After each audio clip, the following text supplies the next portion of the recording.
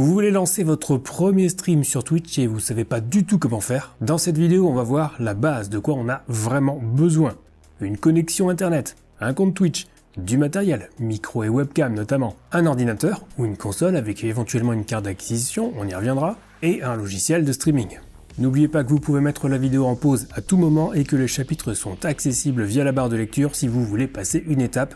Et notez également que tout ce qui est décrit dans cette vidéo s'adresse aux débutants. Si vous voulez aller plus loin, vous trouverez toutes les vidéos nécessaires en parcourant la chaîne.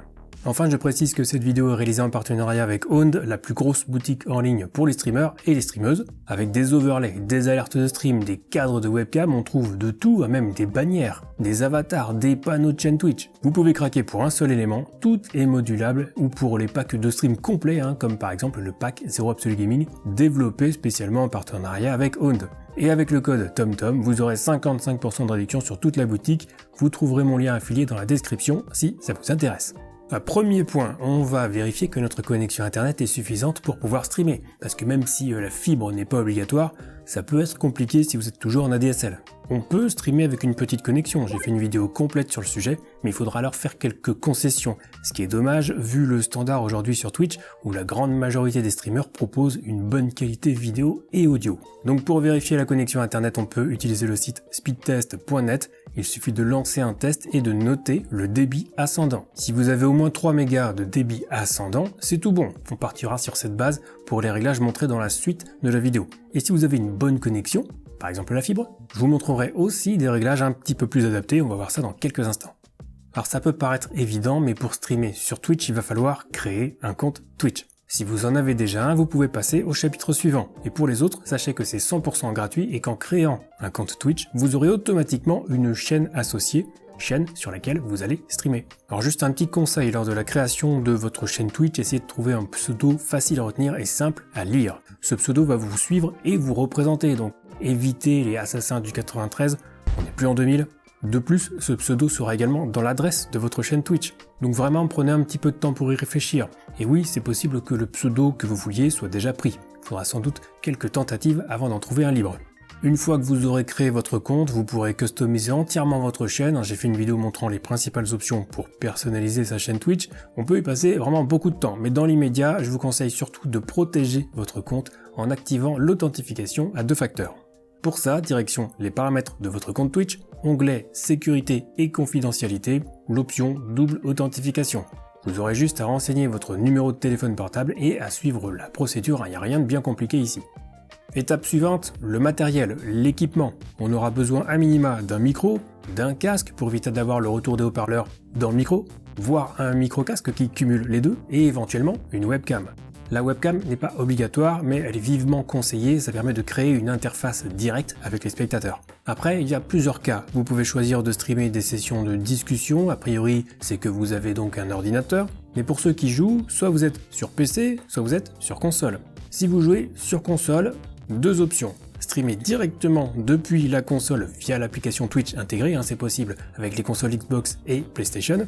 Mais bon, entre nous, la qualité est vraiment pas top, ça reste limité en termes de gestion de stream. Deuxième option, capturer la console sur PC via un boîtier d'acquisition. Il faut donc une carte de capture et évidemment un PC pour gérer l'encodage du stream, donc ça fait un coût supplémentaire. Et si vous jouez sur PC, c'est ce qu'il y a de plus simple, vous pouvez jouer et streamer en même temps sur votre PC. Ça dépendra évidemment des composants, notamment du processeur et de la carte graphique, mais c'est théoriquement faisable sans trop de problèmes. Si vous streamez directement depuis votre console, vous n'aurez pas grand chose à faire. Dans les 2 autres cas, le principe sera que le PC va gérer le stream et son encodage pour l'envoyer sur Twitch. Et on pourra ajouter des périphériques comme le micro ou la webcam. Attention toutefois si vous streamez directement depuis votre console. Si vous avez une PlayStation, seule la caméra officielle Sony est compatible. Et pour les micros, la plupart sont compatibles. Et sur Xbox, c'est plutôt l'inverse. La plupart des webcams USB sont compatibles, mais il faudra prendre soin de vérifier la compatibilité du micro lors de son achat. Et si vous êtes sur PC, n'importe quel webcam ou micro feront l'affaire. J'ai quelques suggestions si vous cherchez le meilleur rapport qualité-prix, parce que j'ai fait moi-même beaucoup de tests de matériel sur cette chaîne, donc au besoin vous trouverez un lien vers mes sélections dans la description sous la vidéo. Donc on a la connexion, le compte Twitch, le matériel, on va streamer sur PC, et maintenant il va falloir télécharger un logiciel de streaming. Alors il en existe plusieurs, je ne vais pas tous les lister, mais je vous conseille tout de même OBS Studio. Il peut sembler peut-être un petit peu complexe au premier abord, mais vous verrez qu'en prenant un petit peu le temps de bien observer l'interface, on s'y retrouve quand même facilement. Par ailleurs, ce logiciel est totalement gratuit, autant en profiter. Donc direction le site officiel pour télécharger OBS Studio, prenez bien la version qui correspond à votre système d'exploitation et installez-la, la procédure d'installation étant on ne peut plus classique. Et une fois que c'est fait, on pourra lancer le logiciel et on aura donc cette interface avec une grande zone noire qui correspond à l'aperçu du stream. Alors pour l'instant il n'y a rien, c'est normal, on ajoutera ensuite le jeu et la webcam. Et en bas on trouve plusieurs sections, les scènes, les sources, le mélangeur audio, les commandes. Alors c'est possible qu'à l'avenir l'interface d'OBS évolue un petit peu, c'est prévu par les développeurs, donc si vous ne trouvez pas le dock de commande par exemple, c'est peut-être qu'il a été remplacé par une barre d'outils. Mais vous devriez pouvoir retrouver le reste aisément. Donc l'aperçu dans OBS montre la scène en cours d'utilisation, et chaque scène sera constituée d'un ensemble de sources qui fonctionneront comme des calques, avec par exemple le jeu, la webcam, son cadre, etc. On peut créer plusieurs scènes différentes et passer de l'une à l'autre quand on veut. Le mélangeur audio, quant à lui, est comme une table de mixage où on verra apparaître les différentes pistes audio associées à nos sources, comme le son du jeu ou le micro. Et les commandes permettent d'accéder aux paramètres d'OBS et surtout de lancer le stream en cliquant sur un simple bouton. C'est alors la scène en cours qui sera diffusée en stream. Alors première chose à faire sur OBS, on va connecter notre compte Twitch à OBS. Donc pour ça, on va aller dans les paramètres d'OBS, menu Stream Flux. On va choisir le service Twitch et cliquer sur le bouton Lier un compte. Là, on va s'identifier, confirmer avec son téléphone si on a activé la double authentification. On suit la procédure rapidement et on applique les changements. Deux nouveaux docks vont apparaître sur l'interface d'OBS, nécessitant chacun d'accepter les cookies. Ça se fait via un simple bouton et vous pourrez ancrer ces docks où vous le voulez sur l'interface ou tout simplement les fermer. Ils seront disponibles à tout moment dans le menu dock tout en haut. Et une fois que ça c'est fait, en fait on pourrait cliquer sur le bouton commencer le streaming et lancer un live sur Twitch. Mais avant il faut quand même au moins ajouter un jeu et ou la webcam. Donc une fois les périphériques branchés, micro et webcam, on va s'occuper des réglages en commençant par le micro. Donc on va aller dans les paramètres d'OBS, menu audio cette fois. Dans le champ audio micro auxiliaire, on va sélectionner le bon micro et appliquer les changements. Des barres de volume seront alors ajoutées dans le mélangeur audio où on pourra ajuster le volume du micro. L'objectif est que la barre de volume arrive dans le milieu de la zone jaune quand vous parlez normalement et le son du jeu lui sera dans la zone verte. Et en l'état, le micro fonctionnera, mais je vous invite sérieusement à regarder la vidéo sur les réglages du micro si vous voulez un bon rendu parce qu'une bonne qualité audio c'est primordial pour un stream. Et oui, si vous avez un son un peu pourri, les gens partiront. Ensuite, direction le menu vidéo. Alors pour la résolution de base, c'est généralement celle de votre écran de jeu. Si vous ne savez pas ce que c'est, il y a de fortes chances pour que ce soit du Full HD, donc 1920 par 1080, et a priori OBS la détecte tout seul. La résolution de sortie, c'est la résolution du stream. Pour l'exemple, je vais choisir de streamer en 1280 par 720 avec un débit d'image à 30. Ça conviendra aux petites connexions et si vous avez une bonne connexion, vous pouvez streamer en 1080p à 30 images par seconde, voire à 60 images par seconde. Vous pouvez commencer avec 60 fps et si vous voyez que la qualité du stream est dégradée, on pourra repasser sur 30. Et pour le filtre de redimensionnement, le bicubique convient très bien. Pour en finir avec les paramètres, on va régler la qualité du stream et pour ça on va aller dans le menu sortie, activer le mode de sortie avancé, puis aller dans l'onglet streaming. Je ne vais pas non plus détailler toutes les options parce que je l'ai fait dans une vidéo précédente bien plus complète à ce niveau, donc on va se contenter de réglages génériques en accord avec la résolution de sortie et le débit d'image qui sont, pour rappel, 720p à 30 images par seconde pour les petites connexions et 1080p à 30 voire 60 fps pour celles et ceux qui ont la fibre ou au moins 10 mégas de débit ascendant. Alors pour savoir quel encodeur choisir, ça dépend de votre matériel. Si vous avez une carte graphique Nvidia, vous pouvez choisir l'encodeur NVENC, pré-réglage qualité. Si vous avez une carte graphique AMD et un processeur Intel, vous pourrez choisir l'encodeur Quick5 ou QSV avec un pré-réglage équilibré.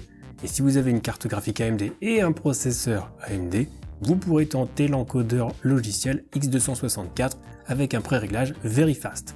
Ce sont des réglages génériques qui conviennent dans la grande majorité des cas. Si vous estimez que ce n'est pas assez qualitatif ou que vous constatez des instabilités, je vous invite à consulter la vidéo montrant comment bien choisir son encodeur pour streamer sur Twitch. Pour le contrôle du débit, ce sera en CBR ou bitrate constant et on réglera ce bitrate à 2500 kbps pour les streams en 720p et à 8000 kbps pour les streams en 1080p. Pour que cette dernière valeur soit prise en compte, il faudra retourner rapidement dans le menu stream et cocher la case « Ignorer les paramètres recommandés du service de streaming ». C'est obligatoire pour dépasser 6000 de débit qui est la limite officielle sur Twitch. Mais en réalité, on peut monter jusqu'à 8000 kbps. Pas d'inquiétude, il n'y a absolument aucun risque pour votre chaîne et vous aurez une meilleure qualité.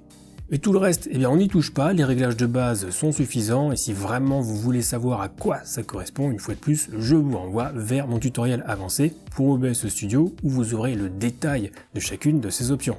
Maintenant on peut appliquer les changements, fermer les paramètres et lancer un jeu. Et une fois que c'est fait, on pourra revenir sur OBS et s'occuper de notre scène. Donc là on va cliquer sur le petit plus du dock source, on va sélectionner capture de jeu, valider, choisir le mode capturer une fenêtre spécifique, choisir la fenêtre qui correspond au jeu, vous devriez la trouver facilement, ce dernier sera alors capturé par OBS et on peut au passage verrouiller la source via le petit cadenas à côté de son nom. Et si vous streamez une console avec un boîtier d'acquisition, il faudra à la place ajouter une source périphérique de capture vidéo exactement comme pour la webcam, ce qu'on va voir juste après. Donc pour ajouter la webcam, on va faire pareil, on va cliquer sur le petit plus du dock source, sélectionner périphérique de capture vidéo. Là on va pouvoir renommer la source en webcam par exemple, puis valider. Ensuite on va chercher la webcam dans la liste déroulante et valider à nouveau. On pourra la redimensionner en cliquant et en restant appuyé sur un coin du cadre rouge. On pourra bien évidemment la déplacer également, à vous de trouver l'emplacement optimal selon votre jeu. Et là on aura une première scène simple, mais on peut aussi créer évidemment d'autres scènes. Et pour ça, eh bien oui, devinez quoi, j'ai une vidéo aussi sur la création de scènes où j'aborde plus en détail les autres scènes possibles. Dernière étape avant de lancer le stream, on va ajouter des alertes. Vous avez peut-être déjà vu ça sur Twitch avec le pseudo de la personne qui vient de suivre la chaîne par exemple. C'est très courant et très apprécié des spectateurs qui aiment bien voir leur pseudo à l'écran. Alors il y a plusieurs façons de faire, moi je vais vous en présenter une qui est vraiment très simple et qui ne prendra que quelques étapes de plus. Donc on va aller sur le site Stream Elements, vous trouverez le lien dans la description, et on va s'identifier avec Twitch en accordant les autorisations requises. Sur la nouvelle page, dans le menu de gauche, on va dérouler la partie outils de streaming, cliquer sur galerie d'overlay, puis sur l'onglet alerte. Et là, on pourra choisir un design parmi ceux proposés, par exemple Royal Purple Alert. Ensuite, on va cliquer sur créer, créer un nouvel overlay, poursuivre, créer ma superposition, puis cliquer enfin sur aller à mes overlays. Là, on va retrouver notre overlay Royal Purple Alert et on va pouvoir le personnaliser un petit peu. Donc déjà on va cliquer sur modifier et dans la fenêtre qui s'ouvre on va sélectionner le widget Alert Box dans la colonne de gauche. Ensuite cliquez sur Settings et sur la roue crantée à côté de Follower Alert. Et ici on va juste changer le texte qui apparaît quand quelqu'un suit la chaîne. On sauvegarde les changements avec le bouton Save tout en haut à droite et juste à côté on va cliquer sur l'icône de lien pour copier l'adresse de l'overlay qu'on va pouvoir ajouter dans OBS. Cet overlay, on va donc pouvoir l'ajouter dans notre scène principale sur OBS, histoire d'ajouter tout bonnement les alertes de stream. Donc, direction OBS Studio. Dans la scène principale, on va ajouter une nouvelle source, navigateur web. On va pouvoir la renommer en alerte, par exemple, puis valider. Ensuite, on va coller l'adresse de l'overlay Stream Elements dans le champ URL avec un petit CTRL-V. On renseigne les dimensions du canevas, dans cet exemple 1920 par 1080. Et pour tester les alertes, on peut aller sur Stream Elements et cliquer sur Emulate, puis Follower Event. Vous voyez que ça déclenche bien une alerte. Et si on revient rapidement sur OBS, l'alerte est également visible. On peut d'ailleurs en profiter pour la repositionner, par exemple à côté de la webcam, libre à vous d'ajuster l'overlay comme bon vous semble.